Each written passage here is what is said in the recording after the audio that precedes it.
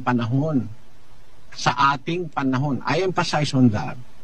Hindi pwedeng sa Israel manggaling. Bakit? Sa ating panahon, pag ang iglesia o sa relihiyon, sa Israel manggagaling, mali. Mali. Bakit? Bakit? Kasi nung nasa lupa si Kristo, dahil sa nakita niya ang katigasan ng ulo ng Israelita, ng mga taga Jerusalem, mga taga Israel, may sinabi si Kristo sa 21:43 ng Mateo. Kaya nga sinasabi ko sa inyo, aalisin sa inyo ang kaharian ng Diyos at ibibigay sa isang bansang nagkakabunga. Sinabi ni Kristo at hindi po siya nagbibiro. Sabi niya sa Israel, aalisin sa inyo ang kaharian ng Diyos. Yung paghahari ng Diyos, aalisin sa inyo.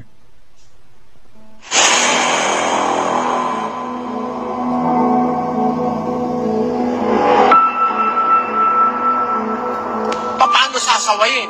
1:13 ng Tito.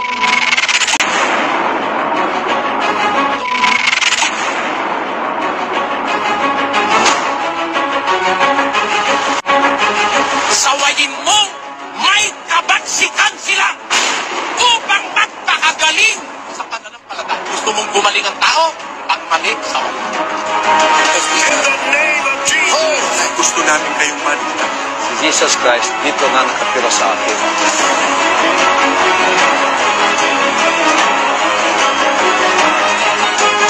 Ang pagmamahal sa kapwa, pati yung nasa labas ng iglesia nila, pinakikialamang hatulan.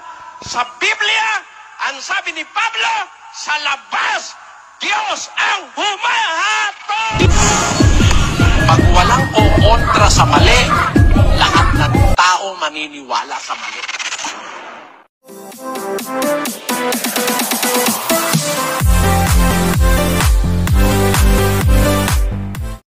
Ngayon mga kaibigan, ang video po na gusto kong i-share sa inyo, itong napakatagal ko nang hinanap, no, mga kaibigan, kasi napakaganda po ito dahil ipinaliwanag po dito ng kapatid na Eli kung paano po inalis ng Diyos yung kaharian ng Diyos sa Israel at ibinigay sa isang bansa na kung saan ay sa bansa na nagkakabunga, mga kaibigan. Ang mga ibang organization kasi, inaangkin nila na sila daw yung itinatag ni Kristo at mayroon pang mga iba na kapag hindi daw galing sa Jerusalem yung paniniwala mo, peke daw po yun. Katulad itong nagtanong sa ating kapatid na Eli. Pero bago po natin panuorin ito, gusto ko muna pong basahin itong nalagay sa talata, mga kaibigan, na mula sa Ezekiel, Kapitulo 34, sa versikulo 10, ganito po ang sinasabi. Ganito ang sabi ng Panginoong Diyos.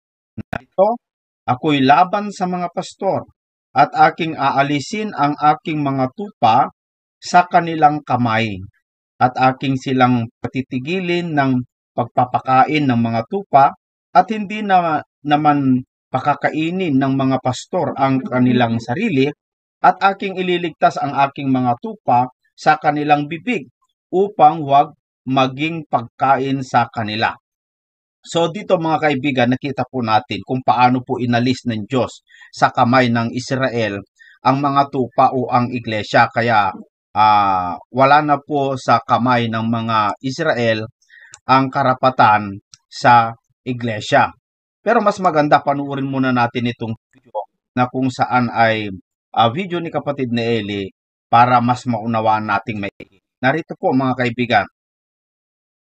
Noong kanyang kapanahunan at hindi nung wala na siya. Isa pa, ang tunay na iglesyang ito ay lumalabas na itinayo sa Israel at hindi nagsimula sa alinmang mga bansa sa Amerika, Europa, Asia o Australia. Lalo na sa Pilipinas, parang hindi dito nagsimula. Yun ang unawa. Kasi hindi naman si Kristo nangaral sa mga bansang ito, di ba sa Israel. Kaya kung wala ng tatlong anugat na taon, lugar at tao ang iglesyang ito, na nasusulat sa Biblia, baka lumalabas na ang ibang reliyon na hindi nagsimula sa Israel noong kapanahonan ng Panginoon, na si Kristo mismo at tayo, lumalabas na hindi sila ang tunay na iglesia. Maraming salamat po. Salamat sa tanong nyo, salamat sa pagdalo, kapatid. Napakagandang mga katanungan dahil it makes sense, it sounds sense. It is always my delight na masagot yung ganitong mga tanong. Una-una, kapatid, ang tunay na relihiyon, kung ang pag-uusapan natin sa ating panahon, I emphasize on that, hindi pwedeng sa Israel manggaling. Bakit? Sa ating panahon, pag ang iglesia o sa relihiyon sa Israel manggagaling, mali. Bakit? Kasi nung nasa lupa si Kristo, dahil sa nakita niya ang katigasan ng ulo ng Israelita, ng mga taga Jerusalem, mga taga-Israel, may sinabi si Kristo sa 21:43 ng Mateo. Kaya nga sinasabi ko sa inyo, aalisin sa inyo ang kaharian ng Diyos at ibibigay sa isang bansang nagkakabunga. Sinabi ni Kristo at hindi po siya nagbibiro. Sabi niya sa Israel, aalisin sa inyo ang kaharian ng Diyos. Yung paghahari ng Diyos, aalisin sa inyo. Ayun. Bakit? Naniwala ba mga apostol na aalisin na sa Israel ang kaharian o ang paghahari ng Diyos? Naniwala ba mga apostol? Basahin natin ang Gawa 1:6. Tinanong nga siya nila nang sila'y nangagkakatipon na nangagsasabi, Panginoon, isasauli mo baga ang kaharian sa Israel sa panahong ito?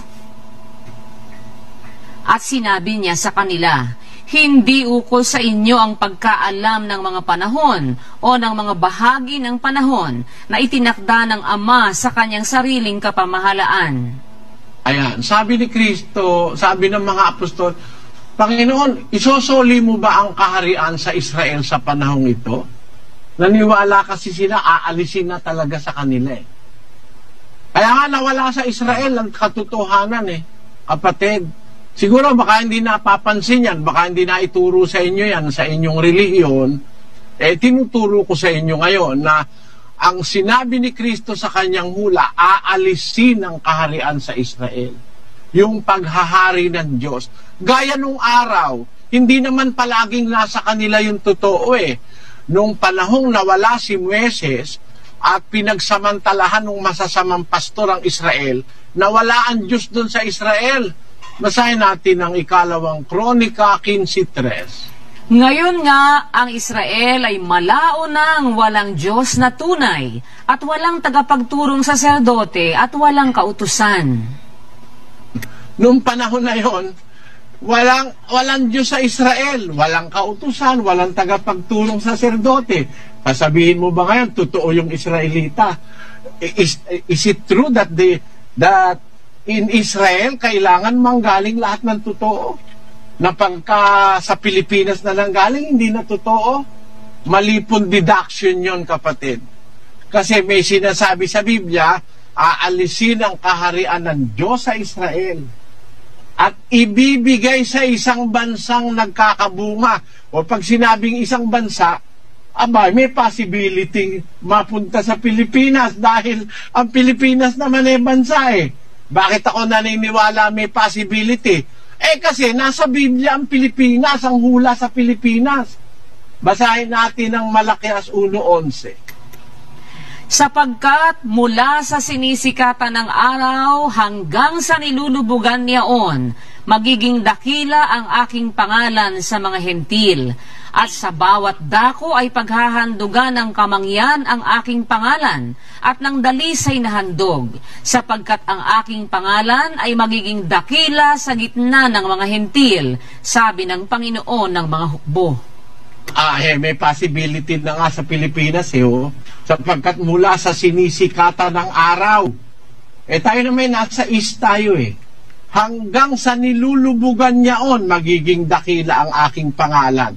Kaya, mag-aral ka kapatid, dito sa east, no? Walang lugar sa east kung saan ang mga tao naniniwala sa pangalan ng Diyos ng Israel. Sa east, sa Japan, ang pinaniniwalaan hindi yung Diyos ng Israel. Marami doon, mga Buddhist. Sa iba-iba pang lugar dito sa east, sa Indonesia, hindi yung pangalan ng Diyos ng Israel ang pinapaniwalaan doon. Ang majority doon naniniwala sa ibang Diyos, hindi sa Diyos ng Israel. Kaya dito sa east, ang possibility, sa Pilipinas lang naman talaga very popular ang Biblia sa east Di ba? Tama. Pagmasdan mo lahat ng halos ng bansa rito sa east, sa far east, ang Pilipinas lang ang tumanggap ng Biblia Maraming bansa rito sa atin, sa east, hindi tinatanggap ang Biblia Iba ang gusto nilang aklat ng reliyon Binibigay ko lang sa yung possibility. Hindi ko pa naman sinasabi sa iyo yung talagang stand ko, no? I'm just trying to erase your deduction na pagka hindi sa Israel nanggaling, hindi na totoong relihiyon. Ngayon, puntahan natin yung sinasabi mo, kapatid, na kailangan yung 3 lugar. Ngayon, hindi na pala valid yung Israel as lugar Paano yun? Di ba ganap tayo ng ibang lugar? Di ba? Hindi na valid yung Israel, inalis na ang kaharian ng Diyos doon Ngayon, yung panahon, sabi mo na tayo ang iglesia mo, mga 3 hanggang 4 na dekada. Tama ka ron, kapatid. Natayo ito sa 30 taon ng buhay ni Kristo. It may have happened in the 3rd and the 4th decade of our common era. Tama po yun. Wala po akong tutol doon. Sino po ang nagtayo? Ang nagtayo po ang Diyos. Si Kristo po, kasangkapan lang ng Diyos. Hindi siya nagtayo. Kasi pagkasusunod ka dun sa thinking na si Kristo ang nagtayo, you will succumb to the deduction of Manalo na ang iglesia ay iglesia ni Kristo. Kasi si Kristo nagtayo pero basahin natin ang Mateo 16:18. At sinasabi ko naman sa iyo na ikaw ay Pedro, at sa ibabaw ng batong ito ay itatayo ko ang aking iglesia. At ang mga Sasalita dyan, Sis Luz? Po, ang nagsasalita po dito, ang Panginoong Hesukristo po. Pero, ang nagsasalita dyan, ang Panginoong Hesukristo. Sabi niya, sinasabi ko naman sa iyo, ikaw ay Pedro, sa ibabaw ng batong ito, itatayo ko ang aking iglesia. Sino ba ang nagsasalita? Si Kristo.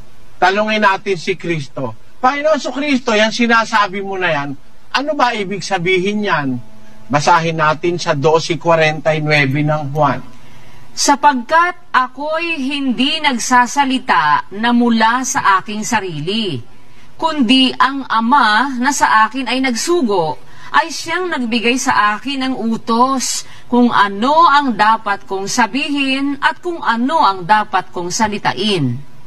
Yung palang sinasabi ni Kristo, hindi naman niya palang sarili yun Hindi naman niya pala sarili yun kung ano ang dapat kong sabihin, kung ano ang dapat kong salitain, ang Ama ang nagsugo sa akin para sabihin ko yung aking dapat sabihin at salitain.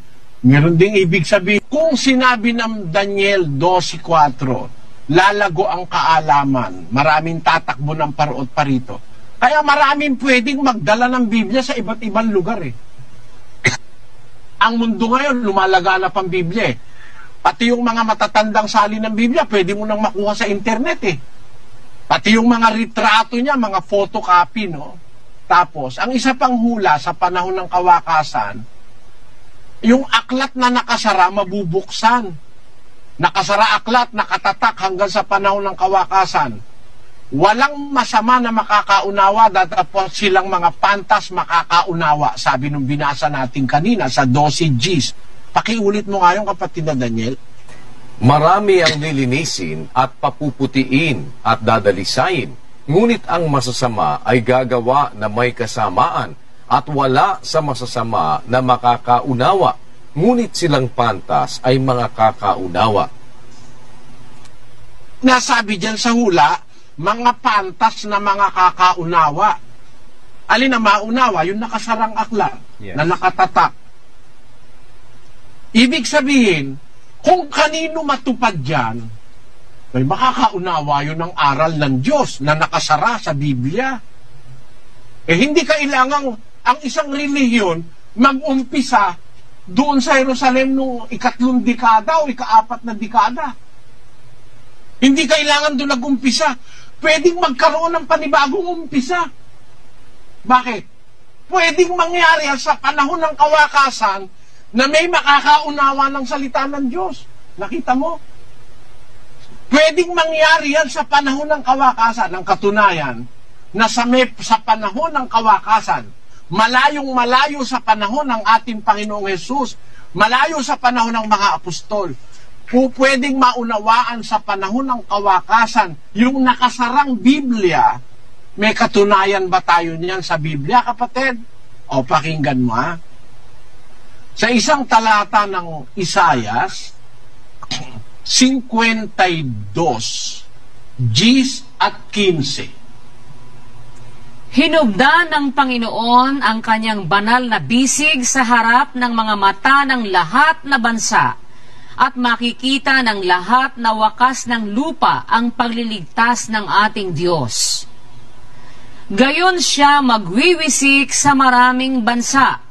Ang mga hari ay magtitikom ng kanilang mga bibig dahil sa kanya, sapagkat ang hindi nasaysay sa kanila ay kanilang makikita, at ang hindi nila narinig ay kanilang mauunawa. Kailangan bang lahat ay mag-umpisa sa Jerusalem? Ha? Hindi eh. Pwedeng magwisik ang Diyos sa mga bansa. At pag nagwisik siya, yung kanyang hindi nila nakita, mauunawa nila, yung hindi nila narinig, kanilang makikita. Anong katunayan? Pinatunayan ni San Pablo yan eh. 15:20 ng Roma. Aking nilayon na maipangaral ang Ebanghelyo, hindi doon sa napagbalitaan na kay Kristo, upang huwag akong magtayo sa ibabaw ng pinagsaligan ng iba. Kundi gaya ng nasusulat, makakakita silang mga hindi dinatna ng mga balita tungkol sa Kanya, at silang hindi nakakapakinig ay mga kakatalastas. Ang hula talaga yan sa Biblia. Hindi dinatna ng balita, makakakita. At silang hindi nakapakinig, makakatalastas. Pwede ba ngayong manggaling sa Pilipinas? Ay, meron ng posibilidad, kapatid. Sa Pilipinas, di naman natin nakita si Kristo eh. Di nga natin narinig mga apostol eh. Pero may hula, makakakita silang hindi dinatna ng balita tungkol sa Kanya. Walang personal na apostol na nakarating sa Pilipinas. Walang personal na Kristong nangaral, pero may hula, ang hindi nakapakinig, makakatalastas. Ang hindi dinatna ng balita, makakakita. Kung halimbawa, nakita ko, wala naman ako narinig na apostol, hindi ko naman nakita si Kristo. Kung makita ko naman yung nakita ng mga apostol, ano naman ang sabi ni Kristo? Pakinggan mo sa Lucas. Ang sabi niya sa 10:23 ganito. At paglingon sa mga alagad ay sinabi niya ng bukod, mapapalad ang mga matang nakakakita ng mga bagay na inyong nangakikita. Yung nakita ng mga apostol, may mga iba pang matang makakakita noon. At pwedeng yung makakita, yung hindi dinatna ng balita, hindi narating ng mga apostol, pwedeng makakita. Kung sabihin ko sa iyo, nakakita ako, kapatid, maliwanag naman ang mata ko na, babasa ko naman yung Biblia. Ang masasabi ko lang, yung nakita ko, hindi nakikita ng iba. Pero nakita ko na pwedeng ang katotohanan manggaling hindi sa Jerusalem. Yes. Bakit? Kasi inalis na rin yung kaharian ng Diyos eh. Ibibigay sa isang bansang nagkakabunga. Ang Pilipinas may bansa. Bansa. So open ang hula sa Pilipinas. Bansa ang Pilipinas eh. Ang katunayang may possibility sa Pilipinas mag-umpisa yan, sa Isayas 24:15. Pakinggan mo, kapatid, ha? Kaya't luwalhatiin ninyo ang Panginoon sa silanganan. Sa makatuwid bagay ang pangalan ng Panginoon, ng Diyos ng Israel, sa mga pulo ng dagat. Tamo, sa silanganan, sa mga pulo ng dagat, maluluwalhati ang pangalan ng Diyos ng Israel. Sa silanganan, sa mga pulo ng dagat. Ang Pilipinas na may talagang nasa silanganan. Ang Pilipinas na may mga pulo ng dagat. Kaya nga Philippine Islands ang pangalan ng ating original na pangalan ng bansa natin eh. Yes. Philippine Islands, Las Islas Filipinas. Sabi nga ni Rizal, Perla del Mar de Oriente. Nasa talagang Oriente tayo, nasa silanganan. May hula kay Isaias eh. May mga luluwalhati sa pangalan ng Panginoon sa silanganan, sa mga pulo ng dagat. Kaya pag sinabi mo, hindi pwedeng manggaling sa Pilipinas, ang sagot ko sa iyo, pwede, ayon sa mga hula ng Biblia. Sana naunawaan mo sagot ko, kapatid. Salamat sa pagdalo. Ayan po mga kaibigan. So malinaw po yung sagot ng ating kapatid na Eli na totoo naman po kasi mga kaibigan, nababasa naman sa Biblia na dapat ang panggalingan po ng ating pananampalataya ay hindi po dapat manggaling sa Israel. Kasi ayon doon sa ating binasa kanina, doon sa Ezekiel chapter 34 verse 10, inalis po sa kamay ng Israel yung mga tupa o yung iglesia ng Diyos. Wala na po sa kanila. Ibinigay po ng Diyos yung kanyang kaharian o yung kanyang iglesia sa isang bansa na nagkakabunga. Ibig sabihin mga kaibigan, may tendency, may posibilidad talaga na yung bansa na iyon ay maaring tayo po yun. Tayo po yun. Kasi tama po yung sinabi ni Brad Eli, wala naman pong ibang bansa na titignan mo, lalong-lalo sa panahon ng mga, kung umatras ka lang, walang bansa na talagang Biblia ang kanilang ginagamit. Pilipinas lamang po. Bagamat ngayon ay na po, marami na rin ngayon, no, sa ibang mga bansa. Pero iba talaga ang Pilipinas o Pilipino sa paggamit ng Biblia, mga kababayan. Totoo po, napakaganda. At dapat ang pananampalataya kasi natin talaga, mga kaibigan, ayon po doon sa vision ni Juan sa babae na buntis doon po sa Revelation chapter 12. Dapat yung panggalingan po ng iyong pananampalataya hindi sa Jerusalem sa Arabia. Kasi yung Jerusalem sa Arabia, alipin na ng kasalanan po yon. Alipin na po yon. Dapat kung saan manggaling yung pananampalataya mo, ay manggaling sa Diyos. Basahin natin mga kaibigan, dito po sa libro ng Galatia. Galatia Kapitulo 4 sa versikulo 22, ganito ang ating mababasa. Sapagkat nasusulat na si Abraham ang dalawang anak, ang isa sa aliping babae at ang isa sa babaeng malaya. Gayunman, ang anak sa alipin ay ipinanganak ayon sa laman, ngunit ang anak sa babaeng malaya ay sa pamamagitan ng pangako. 24. Pakinggan po ninyo. Ang mga bagay na ito, yung asawa ni Abraham, may lamang talinghaga, sapagkat ang mga babaeng ito'y dalawang tipan. Ang isa'y mula sa bundok ng Sinai, na nanganganak ng mga anak ng pagkaalipin, na ito'y si Agar. Ang Agar na ngang ito ay bundok ng Sinai sa Arabia.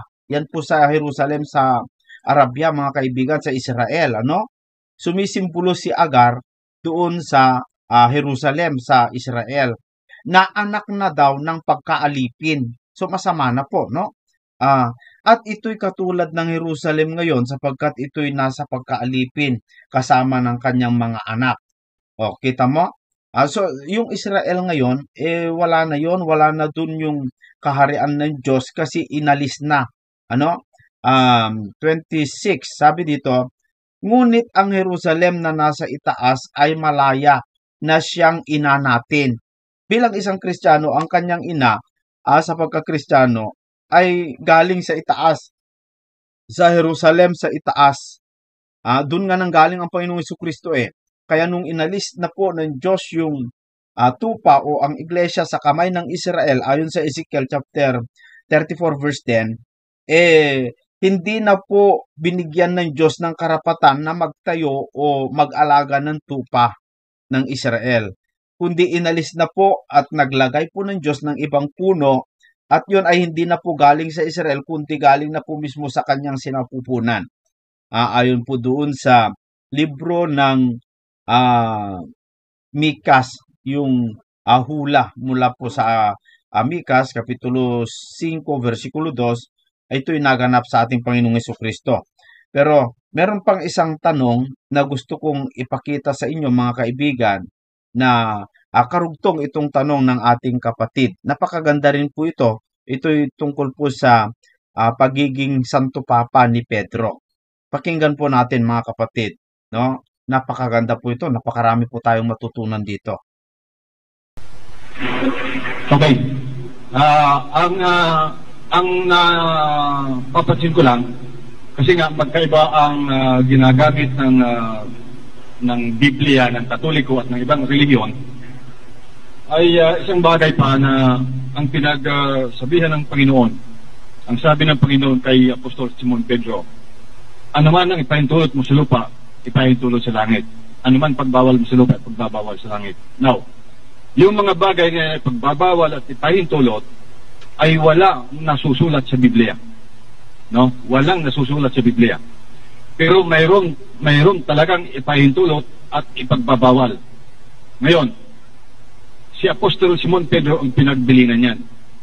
At kung sino ang kanyang pagsalinan, yun ay may kapahintulutan ni Kristo.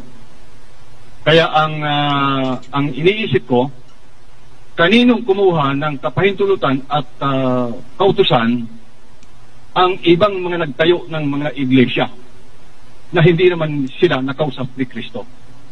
Yun na po lamang, Brother Eli. At maraming ganito kapatid, ang masasabi ko ganito, no?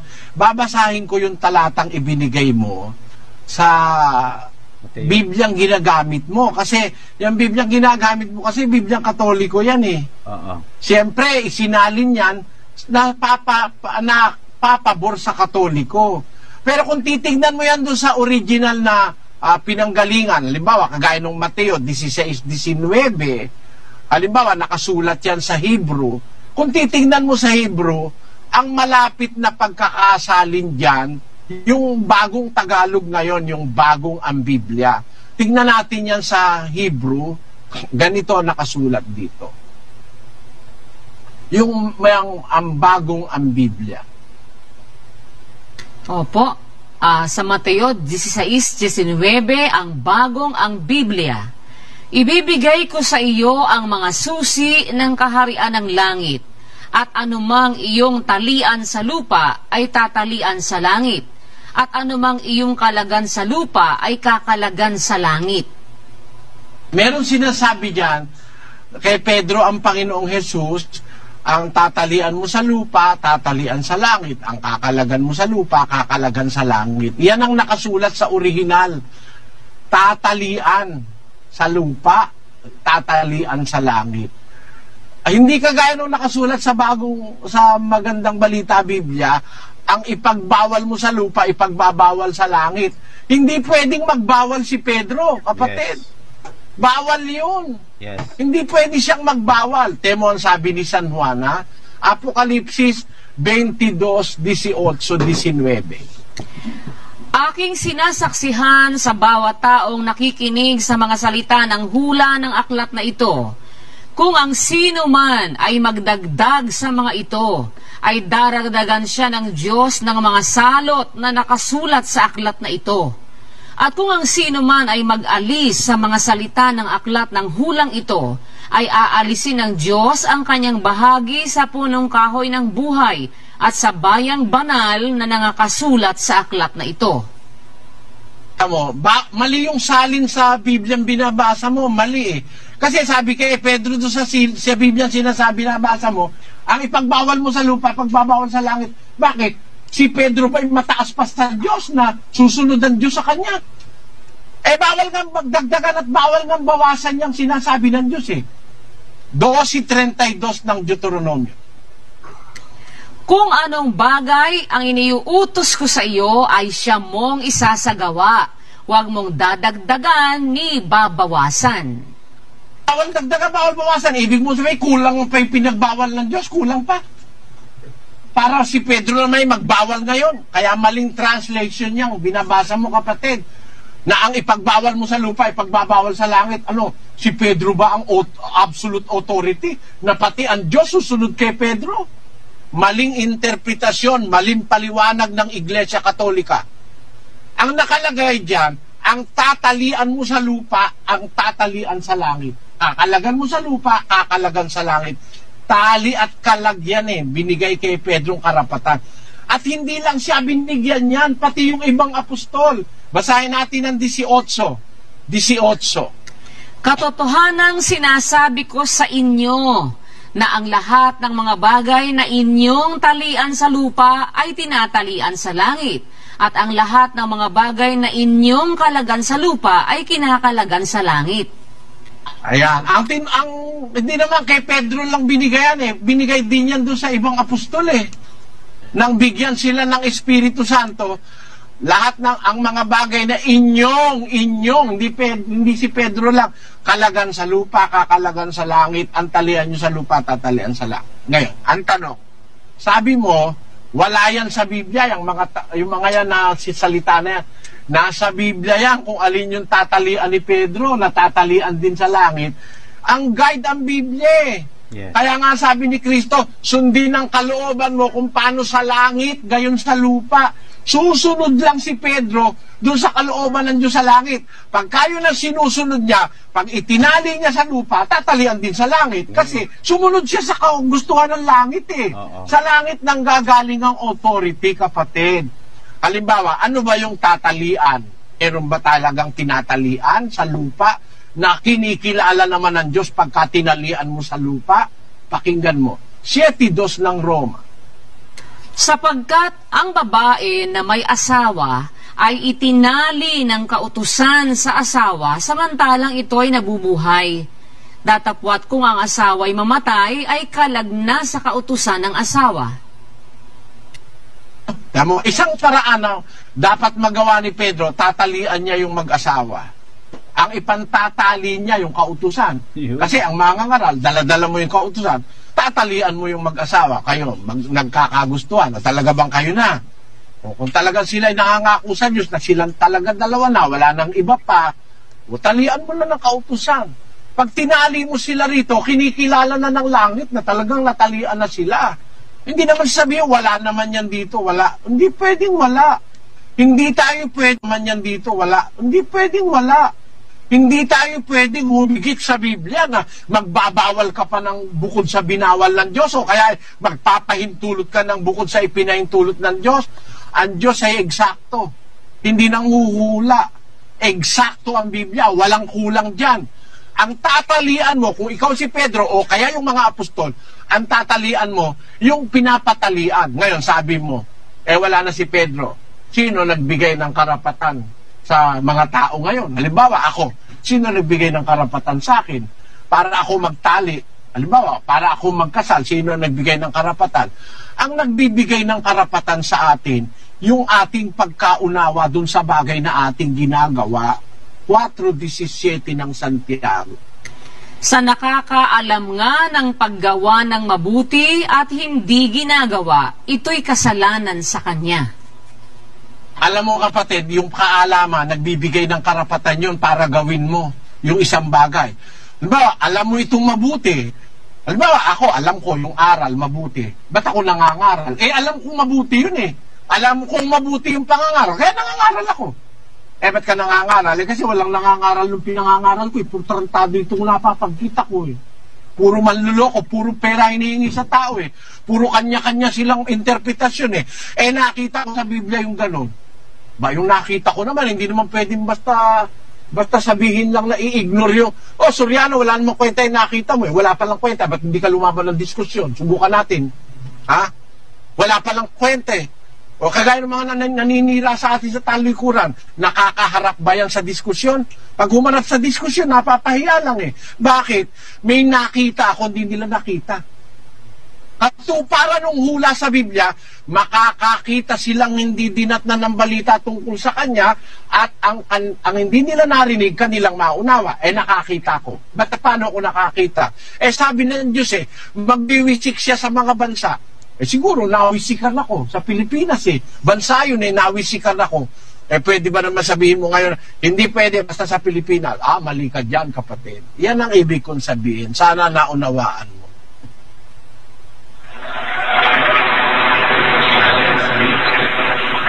Salamat po, Brother Eli. At higit sa lahat, salamat sa Panginoong Diyos. Sa iyo, kapatid, salamat sa Diyos, salamat sa iyo. Pagpalain ka nawa ng Panginoon. Sana samahan ka ng Diyos. Nanyayaan kita sa indoctrination kung pwede. Okay po. Salamat po.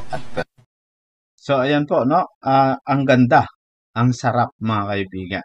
Napakasarap na manood at mag-aral ng salita ng Diyos sa ganitong pamamaraan. Libre na nga ito, mga kaibigan, wala kang babayaran.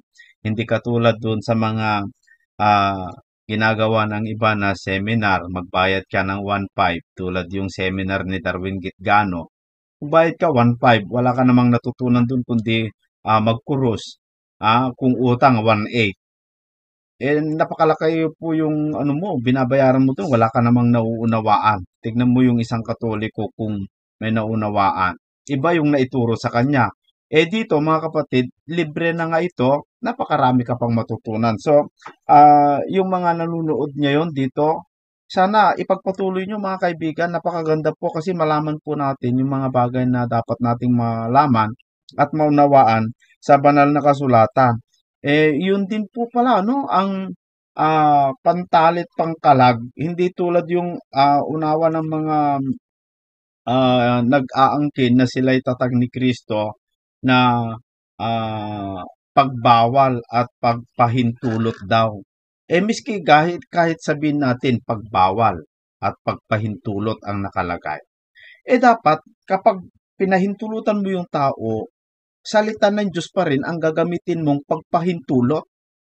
At kapag binawalan mo yung tao, salita ng Diyos pa rin, hindi salita ng tao ang dapat mong gamitin para pagbawalan yung tao, mga kaibigan. Hindi yung gagawa ka o magpapahintulot ka ng sarili mong pagkaunawa, sarili mong karapatan. Hindi, kasi lumalabas mas higher authority ka na kaysa sa Diyos kung ganon. Ikaw ang mas mataas sa Diyos kung ganon. So, dito talagang ayos ito, no? Ayos yung ating ginagawang pag-aaral.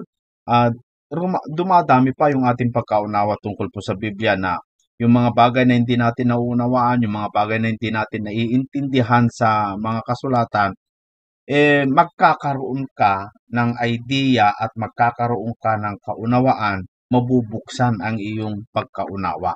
Meron pa, tapusin na natin ito para buong buo. Bakit po itinayo ang iglesia ng Diyos sa Pilipinas? Alam mo, ang pagkakatayo ng iglesia, hindi sa Pilipinas. Ang iglesia ng Diyos, natayo yan nung una sa panahon ni Kristo. Tapos nasulat sa Biblia. Tapos naunawa ko sa Pilipinas, pinapangaral ko ngayon. Hindi kami nagtayo ng aming sarili. Alam mo, kapatid, bawal magtayo ng iglesia ang tao. Hindi pwedeng ang tao magtatayo. Basahin natin ang awit 127.1, basa sa Tagalog at saka sa Bicol. Malibang itayo ng Panginoon ang bahay, walang kabuluhang nagsisigawa ang nagtatayo. Pakibasa nga sa Bicol yan, Madani. Sagkod, naday patindugon nin kagurangnan an harong. Basang sana ang mga nagpapagal sa pakatindog kaiyan. Ayan. Sagkod na day patindugon nin kagurangnan an harong. Basang sana ang mga nagpapagal sa pakatindog kaiyan. Unless The house is built by the Lord. They labor in vain that build it. So, merong tinutukoy dyan as harong o bahay na ang Diyos lang ang pwedeng magtayo. Alin ba yung bahay na ang Diyos lang ang pwedeng magtayo? Basahin natin ang unang Timoteo 3:15 sa Bicol at sa Tagalog. Alagad kun ako maabala, tanganing ika makaaram, kun ano an maninigo nindang hiro sa harong nin Dios, na iyo ang simbahan kan buhay na Dios, an harigi asin pasisikada nin katotoan. Sabi po sa Tagalog naman, ngunit kung ako'y magluwat ng mahabang panahon, ay upang maalaman mo kung paano ang dapat sa mga tao na ugaliin nila sa bahay ng Diyos, na siyang iglesia ng Diyos na buhay at haligi at saligan ng katotohanan. Ayon, ang bahay pala ng Diyos, yun ang iglesia ng Diyos, kapatid. Kaya, dun sa bahay ng Diyos, na siyang iglesia ng Diyos, ang Diyos lang ang may karapatang magtayo nun. Sa Pilipinas, hindi ako nagtayo. Ipinangaral ko lang yan. Nung sumampalataya yung mga kapatid, nagkasama-sama kami. Kami ngayon, hindi kami yung iglesia ng Diyos. Kami ay members o kaanib. Gaya ng sinasabi sa Biblia sa 3:6 ng Efeso. Basa. Na ang mga hintil ay mga tagapagmana at mga kasangkap ng katawan at mga may bahagi sa pangako na kay Kristo Jesus sa pamamagitan ng Ebanghelyo. Sa Bicol ang sabi, na ang mga hintil, mga kapwa paramana, asin kapwa kabtang, kan hawak asin kapwa, para pakinaban kan panuga diyan kay Kristo Jesus, huli kan Ebanghelyo. Ayon, ang mga hintil, kagaya nating mga Pilipino, ay kapwa paramana, asin kapwa, kabtang, kanhawak. Yung hawak, yun ang iglesia. Yung hawak, yung katawan, o yun ang iglesia. 1:18 ng Kolosas sa Bicol. Asin siya, iyo an payo kan hawak, na iyo an simbahan. Ang hawak, yun ang iglesia o simbahan sa Bicol. Si Kristo ang payo o ang ulo. Tayo, sasangkap tayo dun sa hawak. Magiging members tayo ron. Kaya kung mapapansin nyo dyan, mga kapatid, Church of God, Iglesia ng Diyos, kami members international. Hindi kami nagtayo ng sarili namin, sumanib kami. Umanib kami dun sa iglesia. Yan ang aming pananalig. Hindi kami nagtayo, umanib kami, ipinangangaral ko yung tama na nasa Biblia. Sana naunawaan. Ayan po mga kaibigan, so ganun po pala kung paano na umanib ang ating kapatid na Eli sa Iglesia ng Diyos na itinatag ng ating Panginoong Jesucristo. So malinaw na po sa atin, lalong-lalo yung mga nagtatanong na kung paano po umanib sa tamang Iglesia ng Diyos, maaring pag naunawaan mo at sinunod mo, kaanib ka doon sa Iglesia ng Diyos. Yun po yung aking naunawaan doon sa sinabi ng kapatid na Eli. Sana po mga kaibigan ay nakapulot kayo ng aral dito po sa ating pinalabas na video.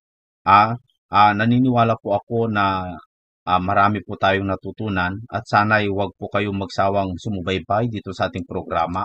Meron po tayong programang exposition o tanungan tuwing MWF na ang kung tawagin ay Monday, Wednesday at saka Friday. 6:30 po ng gabi at matatapos yan hanggang 8:30 ng gabi. At inaanyayahan ko po ang lahat mga kaibigan na dumalo po kayo para kung meron po kayong mga katanungan ay maliwanagan po sa pamamagitan po ng pagsagot ng ating mga bisita at ng ating at ng Biblia mga kaibigan. So maraming salamat po sa inyong lahat hanggang sa susunod po dito sa ating programang Exposed po.